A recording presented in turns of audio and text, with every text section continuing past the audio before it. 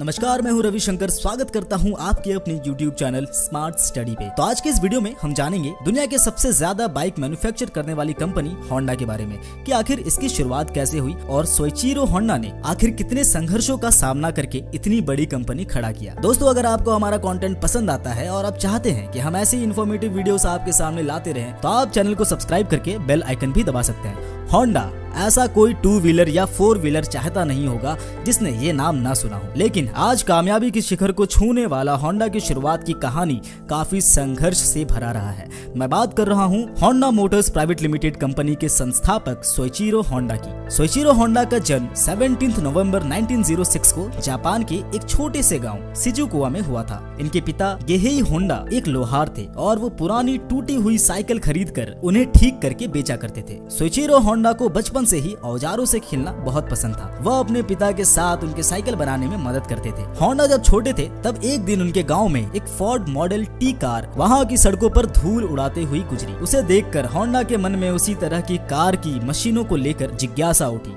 ये जिज्ञासा इतनी तेज थी कि जहां मशीनों की आवाज से लोगों को परेशानी होती थी, वहीं होंडा को ये आवाज बहुत प्यारी लगती थी।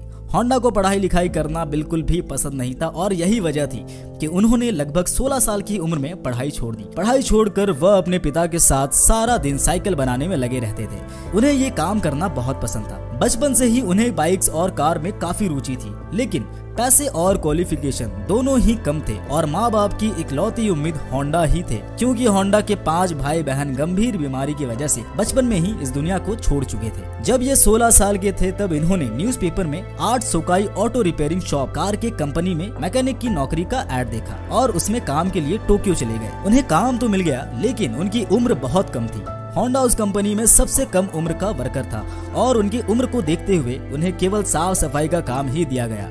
होंडा को वहां साफ सफाई का काम करना बिल्कुल भी पसंद नहीं था, पर वो वापस घर जाकर भी क्या ही करते, इसलिए मजबूरी में वो वहां काम करते रहा। लेकिन एक दिन होंडा ने सोकाई कंपनी के मालिक से रिक्वेस्ट किया कि उन्हें मैकेनिक का काम सीखने दिया जाए। कंपनी के मालिक ने होंडा की बात मान ली और उन्हें दूसरी ब्रांच में भेज दिया। वहां रेसिंग कार बनाने की तैयारी की जाती थी। होंडा भले ही पढ़े लिखे कम थे, पर टैलेंट में कोई कमी नहीं था और अपनी लगन और मेहनत से बहुत जल्दी काम सीख गए। सितंबर 1923 में जापान में बहुत बड़ा काटो भूकंप आया। ये भूकंप 10 मिनट तक रहा था।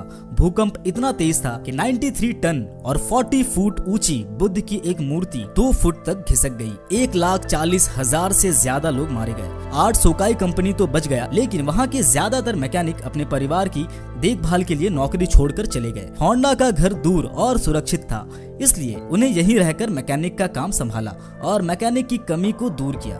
उनके लिए ये मौका गोल्डन अपॉर्चुनिटी की तरह आया, जिससे उन्होंने अपने मैकेनिक की कैपेसिटी को और अच्छे से उभारा। 23 नवंबर 1924 को जापान में 5वीं बार कार चैंपियनशिप की रेस हुई, जिसमें होंडा ने भी इस बार सोकाई कंपनी की तरफ से हिस्सा लिया और होंडा की कार सभी कारों को पीछा छोड़ते हुए रेस में फर्स्ट आई। सोइचिरो होंडा इस जीतने वाले कार के मैकेनिक थे। जीत की ये खबर पूरे टोक्यो में फैल गई और जीतने वाले कार पूरे टोक्यो में पहली पसंदीदा कार बन गई। होंडा के लिए ये एक सुनहरा मौका था, जिसे उन्होंने बखूबी इस्तेमाल किया और यहाँ से सफलता की पहली सीढ़ी पर चढ़े। सोकाई कंपनी की और भी कई ब्रांचेस खुले। इनमें से एक ब्रांच की जिम्मेदारी 21 साल के सोइचिरो होंडा को दी गई, जो जापान के हमामात्सु शहर में थी। होंडा ने अपनी जिम्मेदारी को पूरी लगन और ईमानदारी के साथ निभाया। इस ब्रांच में होंडा के साथ शुरुआत में केवल एक ही एम्प्लॉय थे, पर 2 साल में ही 30 से ज्यादा एम्प्लॉय हो गए। सोइचिरो होंडा अब तक एक्सपीरियंस होल्डर मैकेनिक बन गए थे।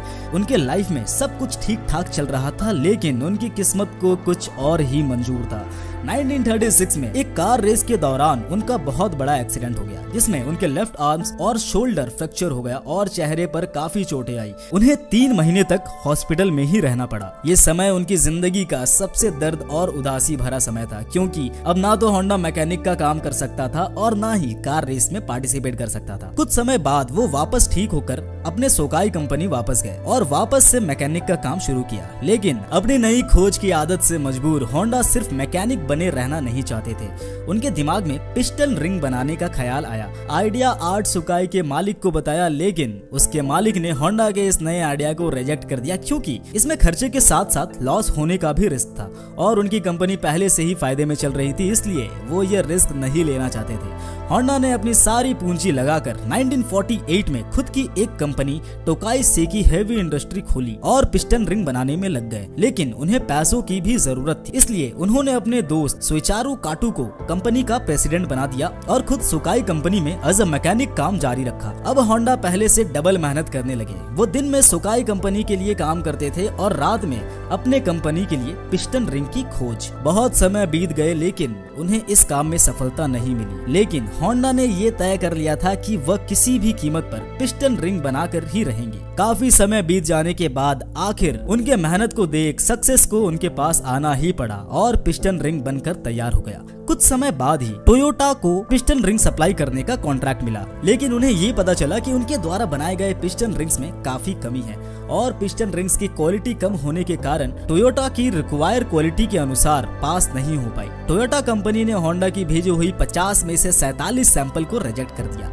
होंडा ने टोयोटा का कॉन्ट्रैक्ट खो दिया। उनकी लाइफ में इस समय सब कुछ उनके अगेंस्ट ही चल रहा था। उन्होंने अपनी लाइफ की सारी कमाई खो दी, लेकिन उन्होंने हार नहीं मानी और पिस्टन रिंग्स की क्वालिटी को सुधारने के लिए कई कंपनियों के मालिक से मिले और साथ ही उन्होंने हमामात्सु स्कूल ऑफ टेक्नोलॉजी में एडमिशन लिया और मशीन से जुड़ी हर शिक्षा प्राप्त की। वो वहाँ सीखते तो जरूर थे पर एग्जाम नहीं देते थे और एग्जाम ना देने की वजह से उन्हें डिप्लोमा के दूसरे साल ही निकाल दिया गया। लेकिन फिर भी वो क्लास लेते रहे। क्लास के साथ साथ वो कई कंपनियों में भी गए, वहाँ भी काम सीखा और जल्द ही पिस्टन रिंग्स की क्वालिटी में सुधार कर टोयोटा और निकाजिमा एयरक्राफ्ट के साथ डील फिक्स की। उनकी कामयाबी एक बार फिर आगे बढ़ी और इतनी आगे बढ़ी कि कंपनियों की पिस्टन रिंग्स की डिमांड पूरा करने के लिए उन्हें 2000 मजदूर रखने पड़े और होंडा फिर से चल पड़ा अपने सपनों की ओर। लेकिन कुदरत से उनकी ये खुशी ज्यादा दिन तक देखी नहीं गई और 1941 में सेकेंड वर्ल्ड वॉर स्टार्ट हो गया, जिसका खामियाजा पूरे देश के साथ साथ सोइचिरो होंडा को भी भुगतना पड़ा।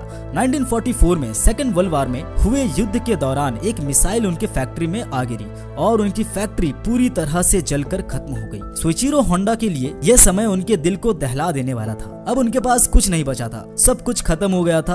होंडा निराश और हताश होकर बैठ गए। उन्होंने अपने बचे हुए एसेट्स टोयोटा को 4.5 लाख येन में बेच दिया, लेकिन सोइचिरो होंडा हार मानने वालों में से नहीं थे। होंडा ने 1948 में मोटरसाइकिल बनाने का अपना एक कारखाना खोला। हाई क्वालिटी के मोटरसाइकिल बनाने की वजह से पूरे जापान में फेमस हो गए और उनकी मोटरसाइकिल की डिमांड बढ़ती ही चली गई। और आखिरकार वो दिन आया जब 1948 में होंडा ने बाइक लॉन्च की और अपनी पहली मोटरसाइकिल बनाई और अपनी पहली मोटरसाइकिल बनाकर इतिहास रच डाला। आज भी होंडा 1959 से दुनिया की सबसे बड़ी मोटरसाइकिल मैन्युफैक्चरिंग कंपनी है।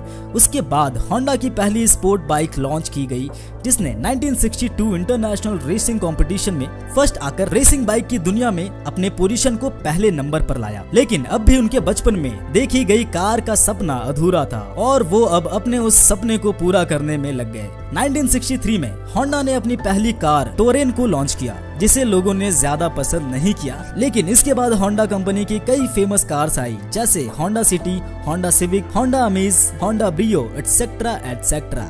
इनमें से कई कारें तो ऐसी है जो क्वालिटी के हिसाब से अमेरिका के कारों को भी टक्कर देने लगी। और इस तरह सोइचिरो होंडा ने अपनी बचपन के सपने को आखिरी समय में पूरा कर दिया। आज होंडा के मोटरसाइकिल, कार, पावर जनरेटर जैसे कई टूल्स मार्केट में अवेलेबल है। 5 अगस्त 1991 में सोइचिरो होंडा इस दुनिया से चले गए। सोइचिरो होंडा खुद को कभी भी मजदूरों से ऊपर नहीं समझते थे। उन्होंने हमेशा मजदूर और बड़े अधिकारियों को सबको एक साथ सम्मान दिया, कभी अमीर और गरीब में फर्क नहीं किया। इसी वजह से मजदूर भी उनसे काफी खुश रहते थे।